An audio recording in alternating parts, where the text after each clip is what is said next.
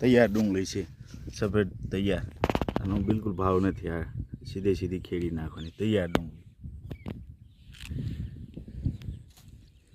બિલકુલ ભાવ નથી, વેચાતી જ નથી, એટલે સીધે સીધી ખેડવી જોઈએ. તૈયાર કમ્પ્લીટ. એની ઉપર વરસાદ થઈ ગયેલો છે.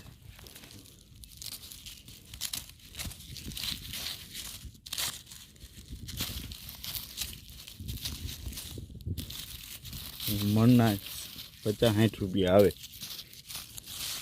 50-60 રૂપિયામાં તૈયાર ડુંગળી ઉખેડવી ન પોહાય, એટલે એને સીધી સીધી ખેડવી.